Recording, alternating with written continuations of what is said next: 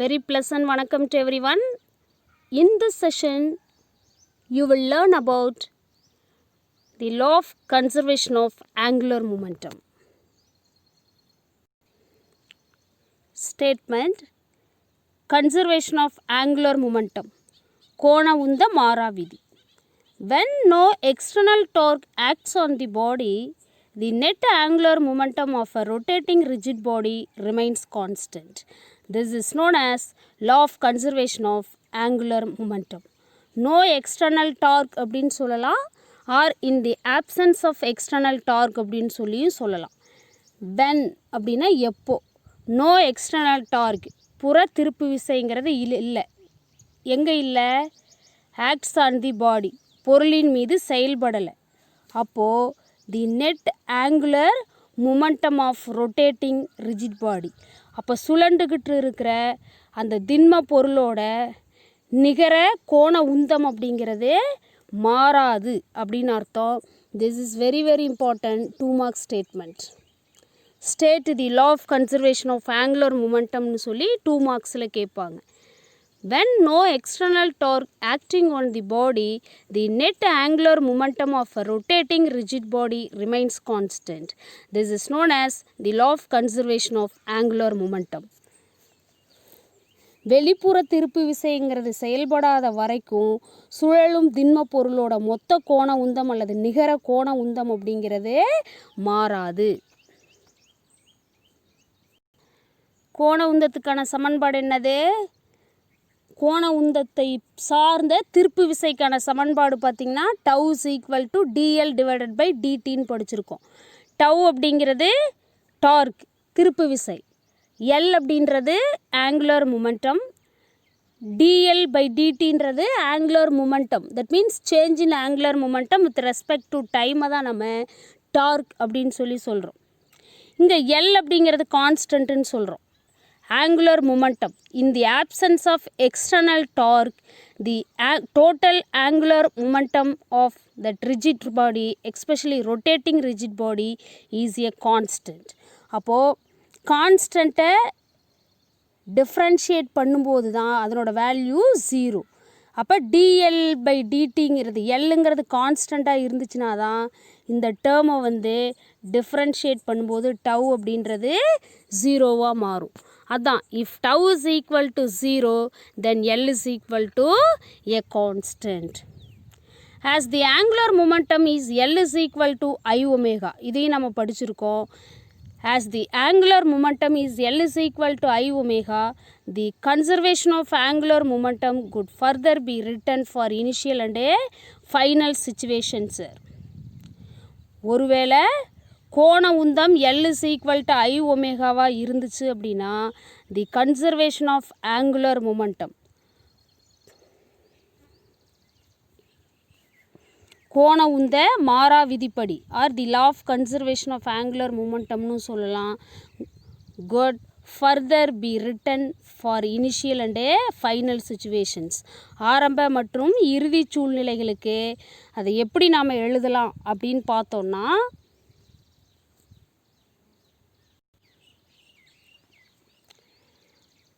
L is equal to I ஒமேகான்னு படிச்சிருக்கோம். For initial situation I omega I, final situation IF omega F. இங்கே small I அப்படிங்கிறது initial சிச்சுவேஷனையும் small F அப்படின்றது final சிச்சுவேஷனையும் மீன் பண்ணுது. That whole thing is equal to angular momentum for initial situation is equal to the angular momentum of the rotating rigid body for final situation is equal to simply I omega. That whole thing is equal to a constant. The above equation says that if I increases, omega will decrease and vice versa to keep the angular momentum constant. ரொம்ப முக்கியமான point. இந்த மேற்கண்ட சமன்பாட்டிலேருந்து நாம் என்ன தெரிஞ்சுக்கிறோம் அப்படின்னு பார்த்திங்கன்னா, ஒருவேளை ஐ இன்க்ரீஸ் ஆச்சு அப்படின்னா ஒமேகா டிக்ரீஸ் ஆகும். அதே மாதிரி தான் ஐ டிக்ரீஸ் ஆச்சு அப்படின்னா ஒமேகா இன்க்ரீஸ் ஆகும். அதை தான் வைஸ் வெர்ஷா அப்படின்னு சொல்லியிருக்கிறாங்க. அதற்கு மாறாக to keep the angular momentum constant. எதுக்காக அப்படின்னா அந்த கோண உந்தத்தை வந்து மாறிலியாக வைக்கிறதுக்காக. எப்படி அது சாத்தியம்னு சொல்லுங்கள் பார்க்கலாம். I omega is equal to constant. இதிலிருந்து I is equal to constant by omega. அப்போ கான்ஸ்டன்ட் பை ஒமேகான்னு இருக்குது. இந்த கான்ஸ்டண்ட்டை ஈக்குவல் டு சிம்பிளை எடுத்துகிட்டு டைரக்ட்லி ப்ரொபோஷனல் போடலாமா? வெயிட். அப்போ என்ன கிடைக்கும்? இந்த எக்ஸ்ப்ரெஷன்லேருந்தே போடலாம். I is inversely proportional to omega or omega is inversely proportional to I. இப்போ I இன்க்ரீஸ் ஆச்சு அப்படின்னா ஒமேகா டிக்ரீஸ் ஆகும். I டிக்ரீஸ் ஆச்சு அப்படின்னா ஒமேகா இன்க்ரீஸ் ஆகும். அந்த மாதிரி பேலன்ஸ் பண்ணி என்ன செய்யுது அப்படின்னா இந்த எல்லோட வேல்யூவை கான்ஸ்டண்ட்டாக மெயின்டைன் பண்ணுது. Product of I and omega is always a constant because of that is equal to angular momentum. Okay. There are several situations where the principle of conservation of angular momentum is applicable.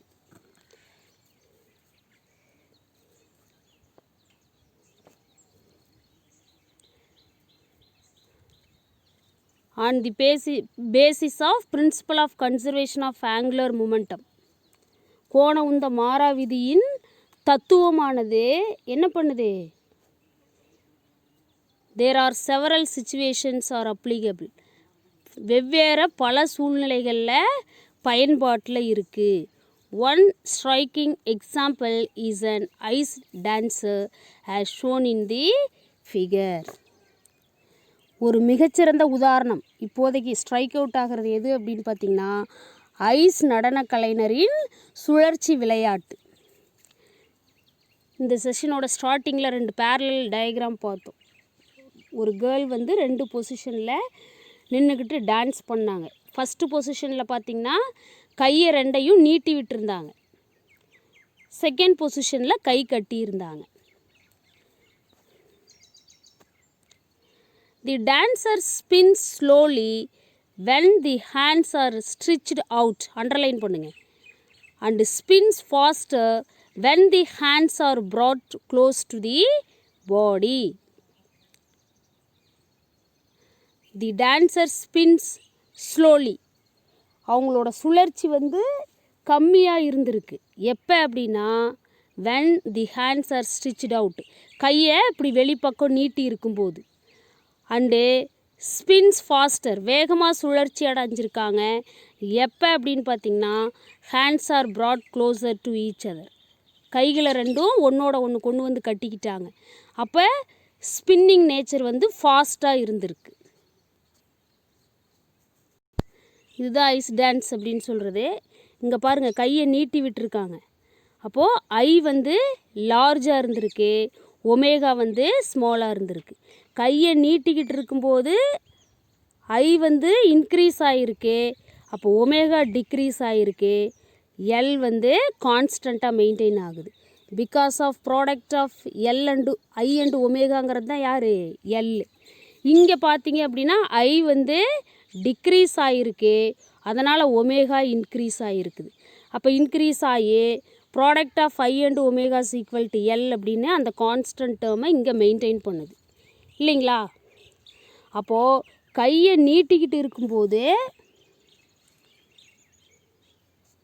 கையை 2 சைடும் இப்படி நீட்டிக்கிட்டு twist ஆகும்போது, rotate ஆகும்போது என்னாச்சு அப்படின்னா அவங்களோட வேகம் கம்மியாக இருக்குது. அதுவே இப்படி கையை மடக்கிக்கிட்டு ஒன்றோட ஒன்று கட்டிக்கிட்டு ரொட்டேட் ஆகும்போது என்னாச்சு அப்படின்னு பார்த்திங்கன்னா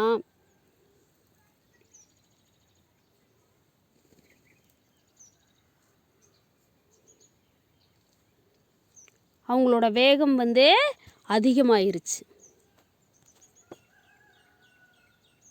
அது ரொம்ப முக்கியமான point. Stretching of hands away from the body increases moment of inertia. என்ன காரணம்? கையை 2ஐயும் வெளிப்புறமாக நீட்டிக்கிட்டு ஐஸ் டான்ஸ் பண்ணும்போது அவங்களோட சுழலும் வேகம் வந்து குறைஞ்சிருக்கு.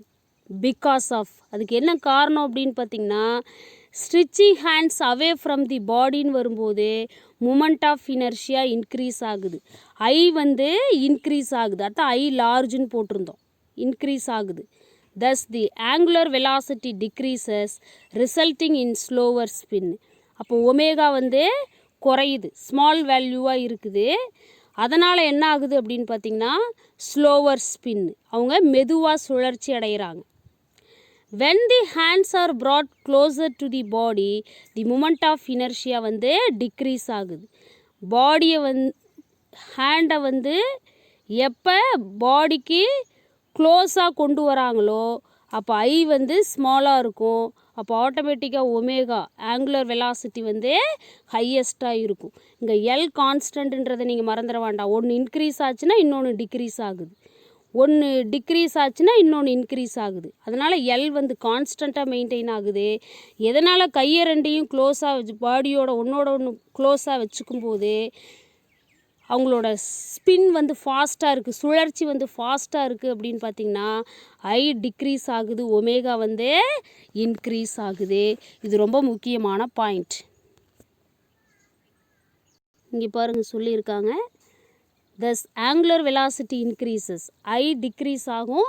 கையை ரெண்டையும் பாடியோட க்ளோஸாக வச்சுக்கிட்டு டான்ஸ் பண்ணும்போது ஐ டிக்ரீஸ் ஆகும், மூமெண்ட் ஆஃப் இனர்ஷியா டிக்ரீஸ் ஆகும், ஆங்குலர் வெலாசிட்டி ஒமேகா இன்க்ரீஸ் ஆகும். அதனோட முடிவு pastor spin.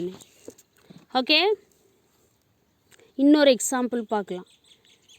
A diver while in air as shown in this figure curls the body close to decrease the moment of inertia, which in turn helps to increase the number of somersaults in air. நீச்சல் குளத்தில் அவங்க என்ன பண்ணுறாங்க, இப்போது குதிக்கிறாங்க.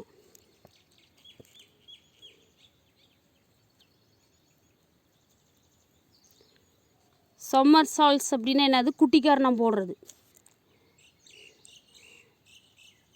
a diver while in air, அவங்க காற்றில் இருக்கிறாங்க. curl the body close to decrease the moment of inertia. moment of inertia ஐயை குறைக்கிற மாதிரி ஹேண்ட்ஸ் ரொம்ப க்ளோஸாக பாடி கூட வச்சுக்கிறாங்க. which in turn helps to increase the number of somersaults in air. அது எதுக்கு அவங்களுக்கு உதவி பண்ணுது அப்படின்னா அதிக எண்ணிக்கையில் குட்டிக்கரணம் போடுறதுக்கு வசதியாக இருக்குது.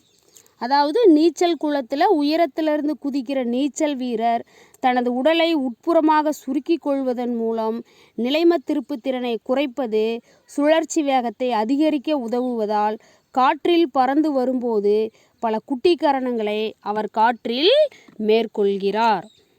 A diver while in air as in this figure curl the body close to decrease the moment of inertia, which in turn helps to increase the number of somersaults in air.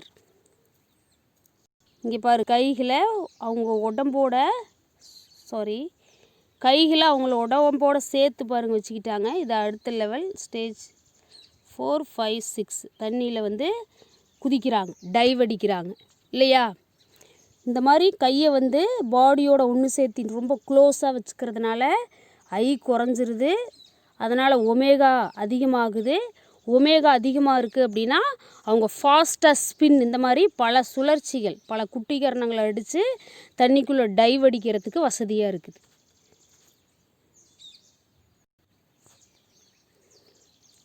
Comparison of translational and rotational quantities. சுழல் மற்றும் இடப்பெயர்ச்சி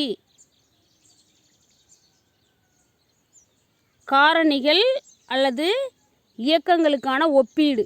translational அப்படின்னா இடப்பெயர்ச்சி இயக்கம், rotational motion அப்படின்னா சுழற்சி இயக்கம். இந்த ரெண்டுக்கும் இடையில் கம்பேரிஷன். டிரான்ஸ்லேஷனல் மோஷனில் அந்த ஃபிசிக்கல் குவான்டிட்டியை எந்த மாதிரி ரெப்ரசன்ட் பண்ணுறோம், ரொட்டேஷ்னல் மோஷனில் அந்த ஃபிசிக்கல் குவான்டிட்டி எந்த மாதிரி ரெப்ரசன்ட் பண்ணுறோம் அப்படிங்கிறது இது தெரிஞ்சுக்க போகிறோம். இது ரொம்ப ரொம்ப ரொம்ப முக்கியமான 3 மார்க் கொஸ்டின். எந்த டைப் ஆஃப் மோஷனில் ஒரு ஃபிசிக்கல் குவான்டிட்டியை எந்த மாதிரி ரெப்ரசன்ட் பண்ணுறோங்கிறது இதில் தெளிவாக தெரிஞ்சுக்கலாம். Very simple. இது வரைக்கும் நம்ம படித்த ஈக்குவேஷன்ஸ் எல்லாம் டேப்லேட் பண்ணியிருக்கோம், அவ்வளோதான். சரிங்களா?